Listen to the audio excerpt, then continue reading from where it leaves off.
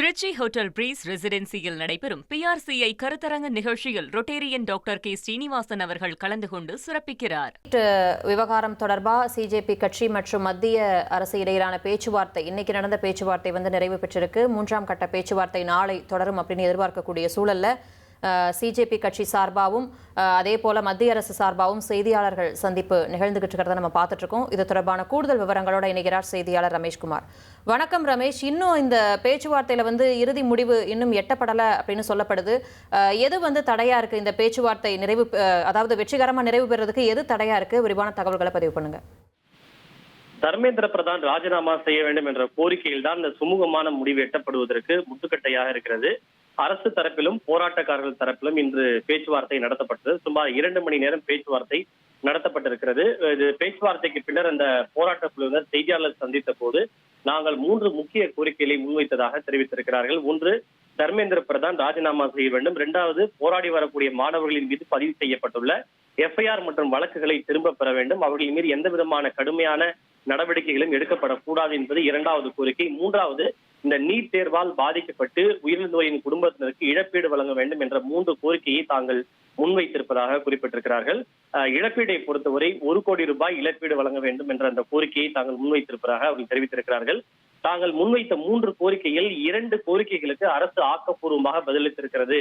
அவர்களுடைய பதில் பாசிட்டிவாக இருந்ததாக அவர்கள் தெரிவித்திருக்கிறார்கள். அதாவது இழப்பீடு வழங்குவது மற்றும் வழக்குகளை திரும்ப பெறுவது உள்ளிட்ட 2 கோரிக்கைகளை பூர்வாங்கமாக அவர்கள் ஏற்றுக்கொண்டிருக்கிறார்கள். அதாவது இன் பிரின்சிபல் அப்ரூவல் என்று சொல்லியிருக்கிறார்கள். ஆனால் தர்மேந்திர பிரதான் ராஜினாமா செய்யும் விவகாரத்தை பொறுத்தவரை அவர்கள் எந்த விதமான ஒரு உத்தரவாதத்தையும் அவர்கள் கொடுக்கவில்லை. தங்களுக்கு நாளை மதியம் வரை அவகாசம் கேட்டிருப்பதாக அவர்கள் போராட்ட குழுவினர் தெரிவித்திருக்கிறார்கள். எனவே நாளை மதியம் தங்களுக்கு இரு தரப்பினரிடையே மீண்டும் ஒரு பேச்சுவார்த்தை நடத்தப்பட இருப்பதாகவும் அந்த பேச்சுவார்த்தையில் ஒரு சுமூக முடிவு எட்டப்படும் என்ற நம்பிக்கை தங்களுக்கு இருப்பதாக போராட்ட குழுவினர் தெரிவித்திருக்கிறார்கள்.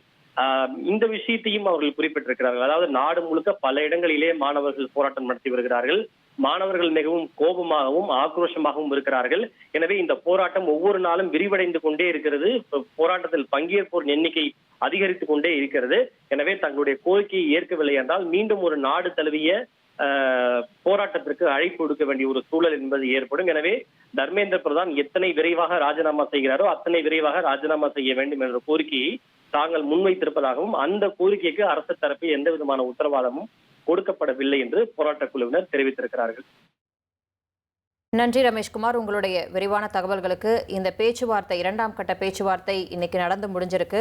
தர்மேந்திர பிரதான் அவர்கள் பதவி விலகணும் அப்படிங்கிறதான் சிஜேபி கட்சியினருடைய ஒட்டுமொத்த கோரிக்கையா இருக்கு. 3 கோரிக்கைகள் இருந்தாலும் கூட முதன்மையான கோரிக்கையான மத்திய கல்வி அமைச்சர் தர்மேந்திர பிரதான் பதவி விலகணும் அப்படிங்கிறது தான் இதுவரைக்குமே இறுதி முடிவு எட்டப்படாத விஷயமா இருக்கு. மற்றபடி 2 கோரிக்கைகளான அந்த எஃப்ஐஆர், போராடிய மாணவர்கள் மீது பதியப்பட்ட எஃப்ஐஆர் நீக்கப்படணும் அப்படிங்கிறதும் சரி, இல்ல நீட் தேர்வால உயிரிழந்த மாணவர்களுக்கு 1 கோடி ரூபாய் வரைக்கும் இழப்பீடு வழங்கணும் அப்படிங்கிற கோரிக்கையும் ஓரளவு அதற்கு நேர்மறையான கருத்துக்கள் மத்திய அரசு தரப்பிலிருந்து வந்திருக்கக்கூடிய சூழல்ல மத்திய கல்வி அமைச்சர் தர்மேந்திர பிரதான் பதவி விலகணும் அப்படிங்கிற ஒரு கோரிக்கை இன்னும் இழுபறியில் இருக்கு.